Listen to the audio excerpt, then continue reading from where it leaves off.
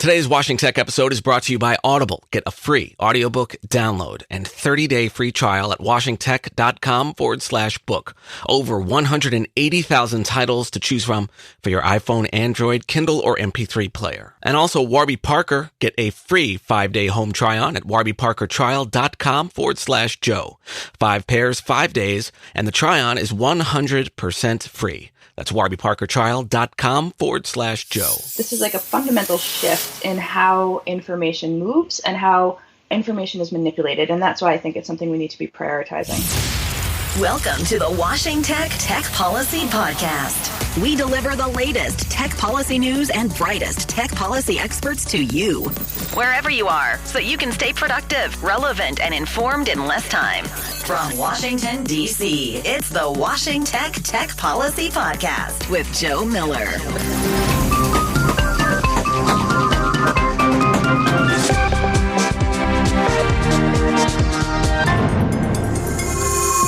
Facebook and YouTube faced a rough week of complaints and ad boycotts. Microsoft holds forth against employees opposing a military contract, and Renée from DiResta is my guest.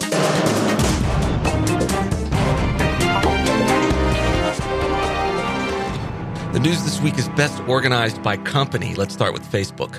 A new British Parliament report is calling for new regulations against the company. Parliament's Digital Culture, Media and Sport Committee concluded an 18-month investigation against the social media giant, finding it routinely breaks privacy and competition laws. The committee report is non-binding, but it could pave the way for additional regulations. Back here in the U.S., the Federal Trade Commission issued a complaint against Facebook, saying the company reveals sensitive health data in groups, and the FTC is currently in the process of negotiating a multi-billion-dollar fine with the company. Also, several groups, including Common Sense, filed an FTC complaint against Facebook for violating children's privacy laws and pushing kids to make in-app purchases. And The Verge posted an expose yesterday on Facebook's treatment of its contractors working for Cognizant to moderate content. Apparently, content screeners paid less than $29,000 a year are the first line of defense in preventing harmful content from being posted to the site, and they're routinely exposed to disturbing content, which takes an extreme mental toll on these workers. Facebook claims it's working to alleviate some of these working conditions.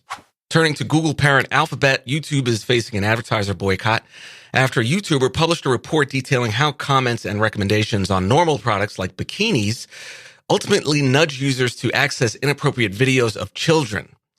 The YouTuber's report called it a child soft porn ring. Users post comments within the videos that included timestamps that show children in compromising poses and positions. Nestle, Disney, and Fortnite are among several advertisers that have pulled or restricted ads from YouTube because their ads appeared alongside the inappropriate content. YouTube reiterated its zero-tolerance policy for such content and deleted millions of the comments in question. In other YouTube news, the platform announced that going forward, it will prevent anti-vaxxer channels from hosting ads. YouTube cited its policy against dangerous and harmful content. And YouTube's parent company Alphabet's Google unit announced that it will end its policy of forced arbitration regarding worker disputes. Microsoft CEO Satya Nadella defended a $479 million military contract with the U.S. Army to supply the company's augmented reality system HoloLens. More than 100 Microsoft employees signed a letter protesting the contract and asking Microsoft to back out. But Nadella said the company won't withhold technology from what he deems to be democratic governments, such as the United States. Finally, a bipartisan group of senators wrote a letter to the Departments of Energy and Homeland Security yesterday, urging them to block Huawei technology from accessing U.S. electrical systems and infrastructure. Several weeks ago, Congress blocked Huawei from accessing the nation's telecommunications infrastructure as security officials believe the China-based company is working on behalf of the Chinese government to spy on the U.S. You can find links to all these stories in the show notes and also in our Twitter feed, and our handle is @WashingTech. Stay with us.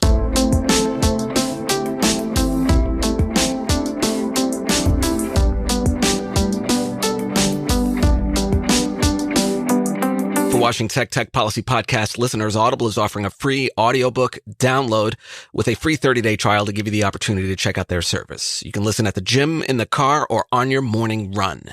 How about The Square and the Tower, Networks and Power from Freemasons to Facebook by Niall Ferguson. You can download Square and the Tower free by trying audible.com. Sign up for your free audiobook and 30-day trial today at washingtech.com/book. Tech policy is global policy. This is the Washing Tech Policy Podcast, serving the world. My guest today is Renée, DiResta, Director of Research at New Knowledge and a Mazzillo Fellow in Media Misinformation and Trust. She investigates the spread of malign narratives across social networks and assists policymakers in understanding and responding to the problem. She's advised Congress, the State Department, and other academic, civic, and business organizations, and has studied disinformation and computational propaganda in the context of pseudoscience conspiracies, terrorism, and state-sponsored information warfare. Renée has degrees in computer science and political science from the Honors College at SUNY Stony Brook. She is a 2017 Presidential Leadership Scholar, a staff associate at the Columbia University Data Science Institute, a Harvard Berkman Klein Center affiliate, and is a founding advisor to the Center for Humane Technology. Renée DiResta. Renée, welcome. Thanks, Joe. It's great to be here. So it took me a while to find the right starting point here because I had to break out of my own state of paralysis. Yeah. And I'm just one of 326 million some odd Americans with rents and mortgages and bills and work and family obligations. It kind of reflects the paralysis you say our lawmakers are facing as they address defense, education, healthcare, domestic terror, and all these other issues. Yep. And since they're working on all these issues in parallel, it's really hard, I think, for them to go beyond just doing sort of the bare minimum in one area and then moving on to something else and just making incremental progress here and there. But you see this information world war as being sort of the ground zero that policymakers should be focused on right now. You see foreign influence on U.S. politics conducted via social media and with tactics most policymakers haven't even imagined as being sort of evocative or should be evocative in some way of how the country addressed World War II. Yeah, I think you're exactly right. So there's a lot of really big issues facing our country, a lot of areas where lawmakers have to spend time, climate change, environmental policy, economics, all sorts of things.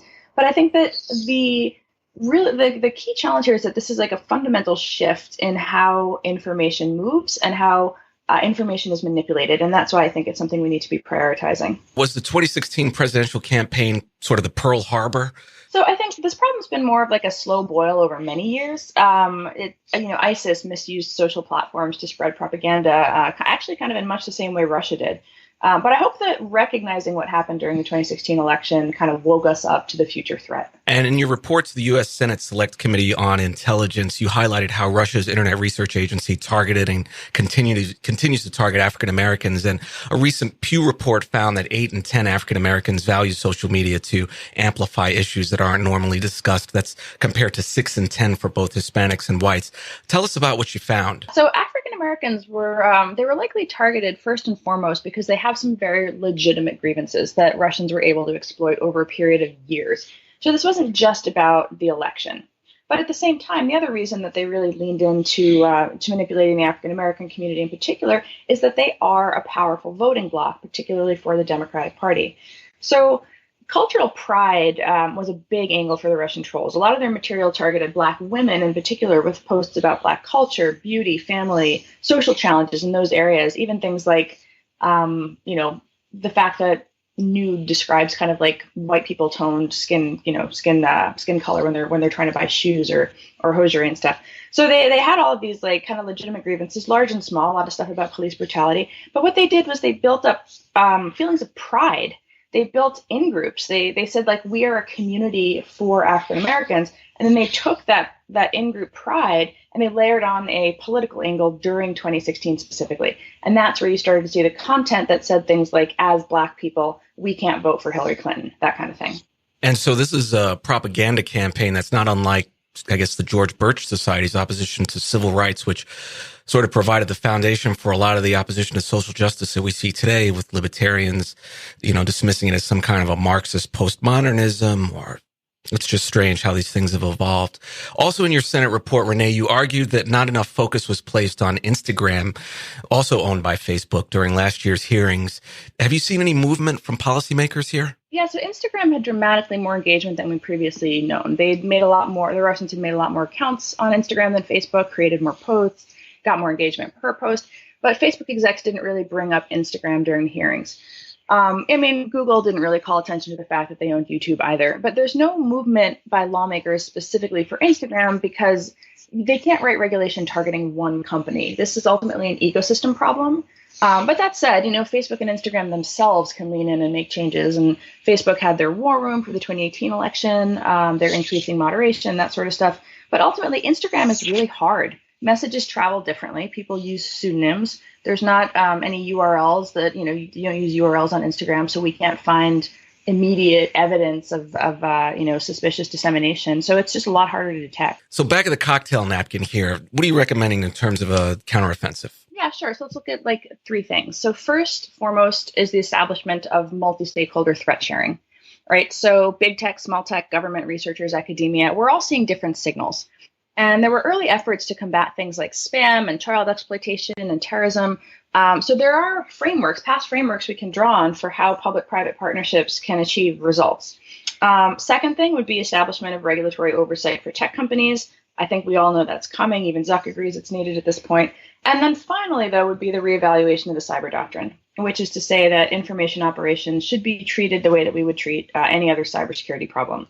Persistent threat actors exploiting an information ecosystem, and there's nothing right now to deter them from doing that, from messing with it. So, U.S. has to really come out with some declared principles, some rules of engagement, because as a democracy, we are disproportionately vulnerable to these types of strategies. So it's time to really rethink and prioritize having a national strategic response framework in place. Maybe you should head up U.S. Cyber Command.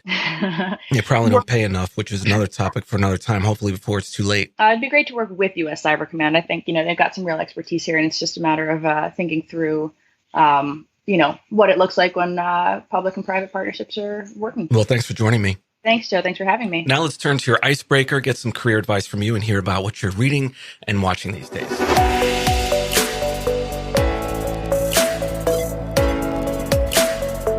Okay, so it's time for this week's icebreaker. Ready? Yeah. Okay, what's the best piece of advice you've ever been given?